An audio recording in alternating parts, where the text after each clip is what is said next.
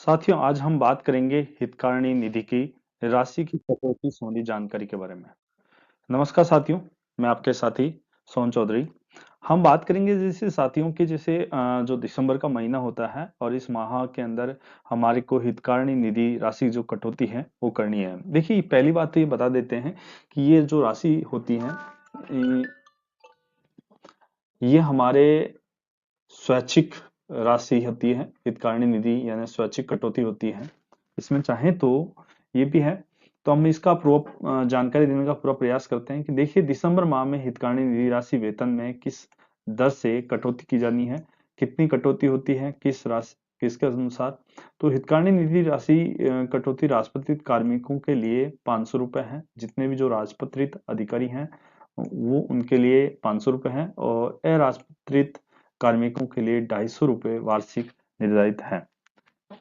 जो वेतन बिल माह में दिसंबर का जो वेतन बिल बनाया जा रहा है और जो जनवरी में देय होगा उसमें करनी अनिवार्य है। ये कटौती प्रोबेशन कार्मिकों के वेतन से भी निर्धारित दरों के अनुसार अनिवार्यतः करनी होती है। यानी प्रोबेशन काल के अंदर जो कर्मचारी हैं उनकी भी ये कटौती होगी, और जो हमारे स्थायी कर्मचारी हैं उनकी भी होगी। अब इसके लिए जो अपन बात करते हैं, हितकारिणी निधि की जो योजना की जो वार्षिक अंशदान दरें हैं वो समस्त राजपत्रित अधिकारी, इसमें स्कूल वाक्यता सहित रुपए 500 रुपए रखी गई है, और समस्त अराजपत्रित कार्मिक हैं जिसमें अध्यापक सहायक कर्मचारी सहित 250 रुपए प्रतिवर्ष रखी गई है। ये हितकारिणी निधि के रूप में होती है।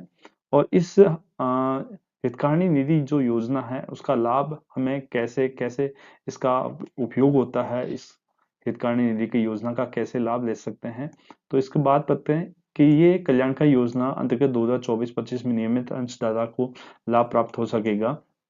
जैसे सेवा में रहते हुए कार्मिक के निधन पर उसके आश्रितों को आवेदन करने पर आर्थिक सहायता मुहैया हो सकती है, एक साथ 1.5 लाख रुपए, यानी 1,50,000 रुपए। यदि शिक्षा विभाग के कार्मिक को के 500 बच्चों को व्यावसायिक और शिक्षा में अध्ययनरत होने पर सहायता राशि 10,000 रुपए, यानी शिक्षा विभाग के जो कार्मिक हैं उनसे 500 बच्चों को व्यवसायिक शिक्षा में अध्ययनरत हैं तो उनको 10,000 रुपए एक मुश्त मिल सकते हैं। इसके अलावा शिक्षा विभागीय कार्मिक या उसके आश्रित में असाध्य रोग से पीड़ित होने पर अधिकतम सहायता राशि प्राप्त हो सकती है, 20,000 रुपए। इसके साथ ही हम बात करते हैं साथियों कि जब एक मुश्त छात्रवृत्ति योजना अंतर्गत शिक्षा कर्मियों के पुत्र या पुत्री के राजकीय विद्यालय में अध्ययन करते हुए 70% या अधिक अंक प्राप्त करते हैं तो छात्रवृत्ति के रूप में राजस्थान माध्यमिक शिक्षा बोर्ड अजमेर द्वारा आयोजित 10th के अंदर 950 और 50 विशिष्ट उपाध्याय या संस्कृत के छात्र छात्राओं को ये टोटल 11,000 रुपए प्राप्त हो सकते हैं। 11,000 रुपए एक मुश्त मिल सकते हैं। इसके अलावा साथियों, बालिका उपहार योजना अंतर्गत सेवा काल में एक बार पुत्री के विवाह पर प्रतिवर्ष 1,000 प्रखंडों में से 11,000 रुपए प्राप्त हो सकते हैं। यानी प्रति वर्ष 1,000 यदि प्रखंड आते हैं तो उनको 11,000 रुपए एक मुश्त एक बार मिल सकते हैं। यदि किसी कार्मिक की 2 पुत्री हैं तो एक पुत्री की शादी पर उसको 11,000 रुपए एक मुश्त मिल सकते हैं आवेदन करने पर, और वो टोटल 1,000 प्रखंडों तक ही प्राप्त होंगे। इसके अलावा मंत्रालय या कर्मचारी को भारत भ्रमण सुविधा के तहत राज्य या राष्ट्रीय स्तर पर सम्मानित होने पर अधिकतम सहायता राशि 12,000 रुपए मिल सकती है।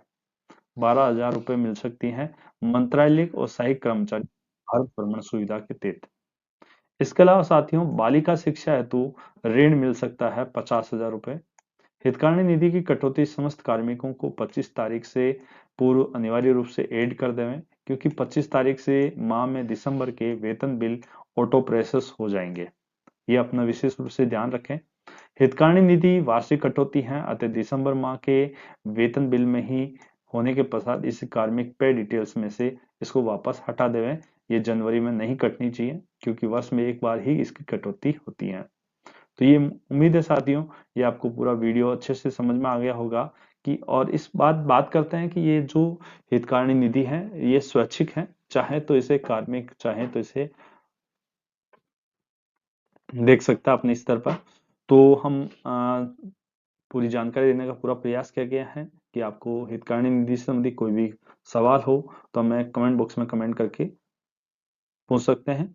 आप IFMS की पोर्टल पर जाकर और जो कार्मिक है उस कार्मिक की एम्प्लॉय मास्टर डेटा है उसके अंदर चेंज करके आपके हितकार्य निधि को ऐड कर दीजिए और उसके हिसाब से जो यदि राज्य कर्मचारी हैं तो उसको 500 रुपये और यदि वो मंत्रालय कर्मचारी हैं या बाकी कर्मचारी हैं तो उनके लिए 250 रुपये रखी गई है। मिलते हैं अगले वीडियो में, तब तक के लिए जय हिंद जय भारत।